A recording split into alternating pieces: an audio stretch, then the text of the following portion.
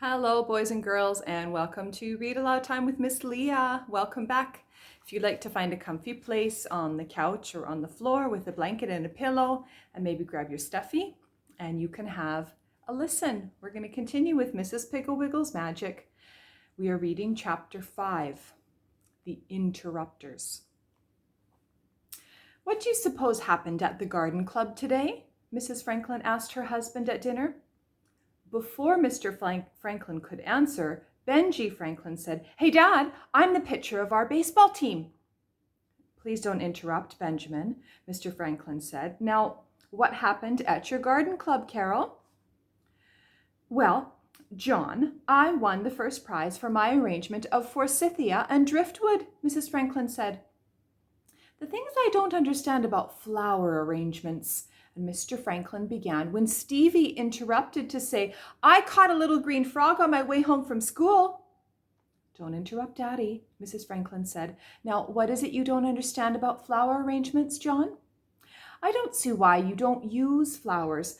Why you always have to use—" Sally Franklin interrupted. She said, "I need a new pair of roller skates. My roller skates are so slow, I'm ashamed to skate on them, and—" "You had roller skates last spring, and I need a new baseball," Benji began, when Stevie interrupted to say, "This little green frog was just sitting there." And Benji interrupted, "I can't pitch with that old ball." And Sally said, "Everybody in our block has new roller skates, and as each child interrupted the talk, it became louder and louder until they were all shouting.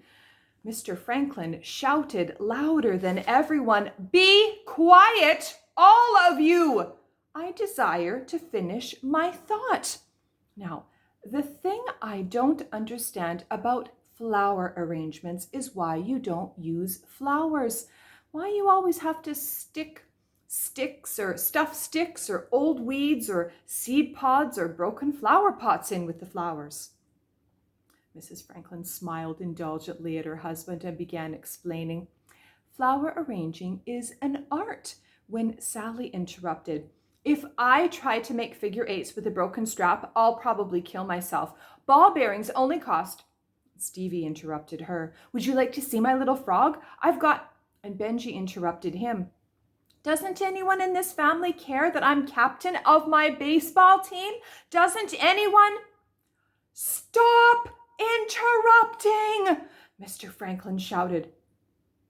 There was a moment of quiet. Mrs. Franklin began again. "Flower arranging is an art." And there she was interrupted by a loud scream from Sally. "Mother! Daddy! Stevie has a frog in his pocket! I heard it! I heard it! Eee!" "Stevie," said Mrs. Franklin, "do you have a frog in your pocket?" "Well, yes, I just happen to," said Stevie, reaching in and bringing out a very small green tree frog. "Oh," squealed Sally, "take it away." "Hey, let me see it," Benji said. "Oh boy, he's nifty. How did you catch him?" "It wasn't hard," Stevie said. "I was just walking along and I heard him." "Take that frog outside," Mr. Franklin said sternly. "Oh, Daddy, not outside," Stevie said. "He'll get away." "Outside," Mr. Franklin repeated. Stevie started slowly to his feet, carefully holding the frog between his cupped hands. When he got to the kitchen door, he turned to his mother. "Say, Mother," he said, "this frog would be just right for your flower arrangements." "Why, Stevie, what a wonderful idea," said Mrs. Franklin excitedly. "But how would I get him to stay in the bowl?" "Oh, Cheaper would stay," said Stevie. "He's awfully tame, and he would do just about anything I want him to." "Oh, if he's so tame and does what you want him to, put him outside and tell him to wait there for you," Mr. Franklin said. Benji said, "Oh, gee, Daddy, can't we put him in the basement? He'll get lost outside." Mr. Franklin said, "All right, put him in the basement in a box or something. Now, Carol, dear, what were you telling me about flower arranging?" Mrs. Franklin smiled and began again. "I said that flower arranging is an art." "Hey, Daddy, is this box all right?" Stevie called from the kitchen where he was standing on a high stool rummaging around on a shelf. Mr. Franklin said, "Don't interrupt. Your mother is talking." Mrs. Franklin began, "Flower arranging is—" And Stevie came into the dining room, poked at his father's arm, and whispered in a loud, hoarse whisper, "Is this box all right, Daddy?" Mr. Franklin put his hands up to his head. "I'm going crazy," he said. "Interrupt, interrupt, interrupt. That's all these children do. We haven't finished a sentence in this house for weeks. Now, Stevie, you stand right here and wait until your mother finishes explaining that flower arranging is an art." And Stevie did, although it took Mrs. Franklin almost 15 minutes. It was very uninteresting to him, and his frog kept cheeping loudly. The very second Mrs. Franklin had finished her explanation of flower arranging, Stevie said, "Hey, Daddy, is this box all right?" "Yes, yes, yes," said Mr. Franklin. "Go put the frog in it. Carol, do you suppose that Mrs. Piggle-Wiggle knows a cure for interrupting?" "I wouldn't be surprised," said Mrs. Franklin. "I'll call." And Sally interrupted. "If I had new roller skates, I could do a double figure." "What do frogs eat?" called Benji from the basement stairs. "Ate backwards," finished Sally. "Are flies all right?" called Stevie. Sally said, "I could help with the dishes every night." "I mean dead flies," called Stevie. "To pay for them, and it wouldn't," Sally began. Benji yelled, "Stevie has a box half full of old dead flies. Won't that kill that little frog?" Sally said, "If you don't leave roller skates outside—" "Hey, Mom, Benji's dumping flies all over the basement stairs," Stevie called. "Call Mrs. Piggle-Wiggle right now," roared Mr. Franklin. So Mrs. Franklin did. Mrs. Piggle-Wiggle said, "I have some wonderful magic interrupter powder. It comes with 2 little blowers, and I would suggest that you and Mr. Franklin each use one. At the dinner table, when you start to talk, have Mr. Franklin blow the powder at the children. And when he talks, you blow the powder on the children. There will be no interrupting, I'll guarantee. Why don't you send Benji and Stevie over for it now while it's still light outside?" Mrs. Franklin said she would, thanked Mrs. Piggle-Wiggle, and hung up. Benji and Stevie were so glad to go because they loved Mrs. Piggle-Wiggle, and anyway, they wanted to show her their frog cheaper. While they were gone, Mrs. Franklin and Sally washed the dishes, and Mr. Franklin smoked his pipe and read the paper. When the boys came home, they gave the package to their mother, and they went right to the basement to fix their frog because Mrs. Piggle-Wiggle had given them a box of frog food, and they were anxious to see if Cheaper would eat it. They asked Sally to come to the basement with them, but she had a map to draw, so she went up to her room. When they were alone, Mr. and Mrs. Franklin opened Mrs. Piggle-Wiggle's package. It contained a little can of white powder and 2 little blowers. The directions on the can said, "Interrupter powder. Place a small amount of the powder in the bowl of the blower. Then, when you wish to stop an interrupter, blow a little of the powder in his face. The powder cannot be seen or felt, but it is wiser to blow it when the interrupter is not looking." Mr. and Mrs. Franklin were most anxious to try the magic powder, but knew that it would be wiser to wait until breakfast time the next morning, so they sent the children to bed early and spent the rest of the evening in blissful, uninterrupted quiet. Just before they went to bed, they filled their little magic blowers and put them on the table in the upper hall where they wouldn't forget them. The next morning, they could hardly wait for the children to come to breakfast and begin interrupting. When at last they had all assembled, on purpose, Mr. Franklin began a long, dull story about the value of getting up early. And before the children had a chance to see how long and dull the story was going to be, and while they were turned towards Mr. Franklin, Mrs. Franklin took her little blower and blew the magic powder on them. And then Mr. Franklin began. "When I was a boy, I loved to get up early. Nobody ever had trouble getting me out of bed. I used to get up early every single morning. At first, I used to get up late, about 6:30. Then I started getting up at 5:30. And then I decided that wasn't early enough, so I began getting up at 4:30. Benji started to interrupt. "There's a boy at school," he began. But that was as far as he got. His mouth opened and closed like a goldfish, but no sound came out. What would that look like? Opening and closing your mouth like a goldfish.